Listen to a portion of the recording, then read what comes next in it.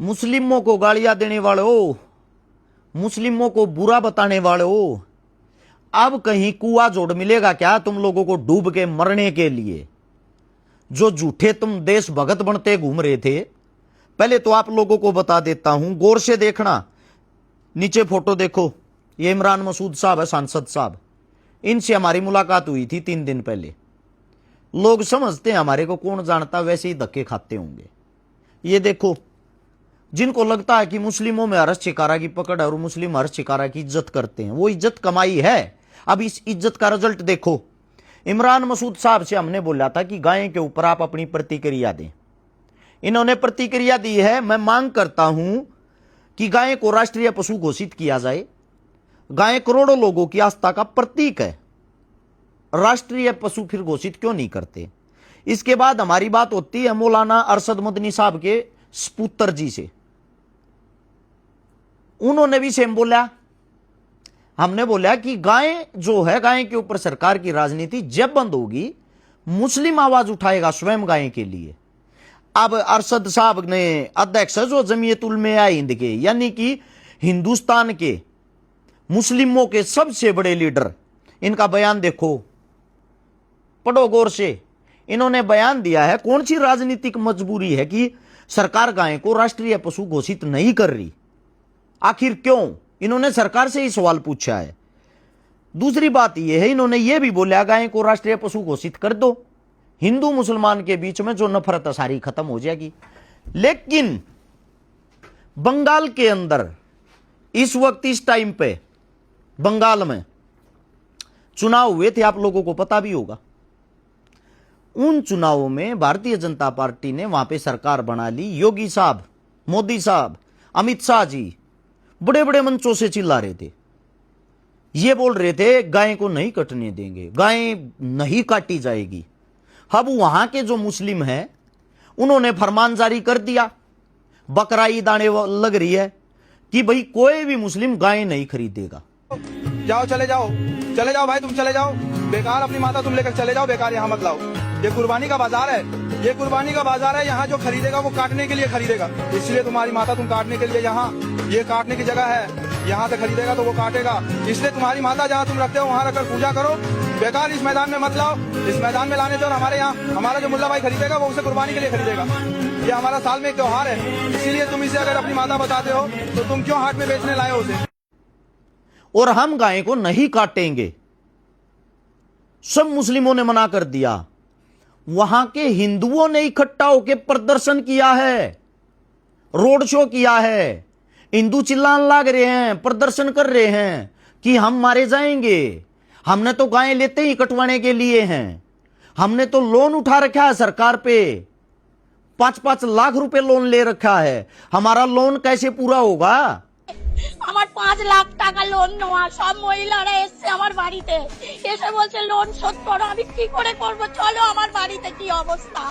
শুভেন্দু मुस्लिम इन गायों को खरीदेंगे, इन गायों को काटेंगे, तभी हमें पैसे मिलेंगे। हिंदू बोल रहे हैं ये बातें। कहां मर गए वो तिलकदारी, कहां मर गए वो ठेकेदार है जो किसी हो मुसलमान नाडा पीठ का एक वीडियो बनाने के चक्कर में आप सोशल मीडिया पर गंद फैला देते हो। हैं? कहां चले गए भाई? अब मुस्लिम गाय बचाने के लिए इकट्ठे हो रहे हैं, ठेकेदार कहां गए? वे एक भी दिखाई नहीं दे रहा ना। इनको गाय से मतलब नहीं है, इनको मतलब है चंदे से। इनको खाना है चंदा। इनको मुस्लिमों को बकनी है गाड़। गाड़ बकने के मिलते हैं फॉलोवर, गाड़ बकने से हो जाते हैं ये फेमस। जो मुस्लिमों को गालियां निकालते थे, जो हमारे को अरसुद्दीन मुल्ला मुस्लिम बोलते थे, अब कहां छुप गए भाई तुम लोग? मुसलमान तो गाय को बचा रहा है, हिंदू कहीं दिखाई नहीं दे रहा है। हिंदू ये प्रदर्शन कर रहा है कि गाय लो, गाय लो। তবে এই ক্রেতা নেই এই হাটে। বর্ডার এলাকার হাট হওয়ায় হাই রেকর্ড গরু উঠে থাকে 7 মাইল হাটে বসে আছে। এবং अभी वीडियो देखना है। मुस्लिम बोल रहा है तुम्हारी मां अपने घर पे क्यों नहीं पालते, बाजार में क्यों लेके आए हो इसको कटवाने के लिए? भागो यहां से। তো মাননীয় মুখ্যমন্ত্রী আজকে আমাদের চা করলো, আমাদের খাওয়া হয় না, বাড়ির বৃদ্ধ মা রয়েছে, তাকে সেবা করবো কি করে? কিন্তু তাকে ওষুধ পালা খেয়ে দূরের কথা, আমার গরুগুলো কি? और अगला ये बोल रहा है मैं मर जाऊंगा, मेरी गाय लो, मेरी गाय खरीदो। इतना ही कहना चाहता हूं, भ्रष्ट जो राजनीति है, जो एक घरा बैठ कर गाय को मुद्दा बना रहे हैं, हमारे प्रधानमंत्री साहब कतर के देशों में इसी 2026 की स्टार्टिंग में साइन करके आए थे कि जो बीफ है, गाय का मीट है, वो पहले से 3 गुना ज्यादा आप लोगों को प्रोवाइड करवाया जाएगा हिंदुस्तान की तरफ से। अब क्या होता है, बड़ी जो चीज है देखने की, जो समझने की चीज है, ब्राजील इस वक्त पहले नंबर पर है बीफ का निर्यात करने में, भारत दूसरे नंबर पर गाय कटवाने में। यानी कि जिस गाय को हम माता मानते हैं, उस माता को कटवाने के लिए भारत दूसरे नंबर पे आता है। और मोदी साहब ने स्पेशल ये बोला है 3 गुना और ज्यादा देंगे, यानी कि होड़ लगी हुई है पहले नंबर पे आने की। अब जिस गाय को माता मानते हैं, उस गाय को काटता कौन है? जो मुस्लिमों को बदनाम और बर्बाद करते हैं। अकेले उत्तर प्रदेश के जो सबसे बड़े चेहरे हैं, योगी साहब हिंदुत्व का जो बहुत बड़ा चेहरा है, आंकड़े निकाल के देखो, अकेले उत्तर प्रदेश में 47% यानी कि हिंदुस्तान की आध गायें यूपी में काटी जाती हैं। जिनका ठेका, जिनका टेंडर 85% सरकार के अंदर रहने वाले एमपी एमएलए के नाम छूटता है। ये मैं मानता हूं मुस्लिम वहां कारीगर हो सकते हैं, काटने वाले हो सकते हैं, लेकिन कटवाता कौन है? कटवाती तो सरकार है। बेचता कौन है? बेचती तो सरकार है।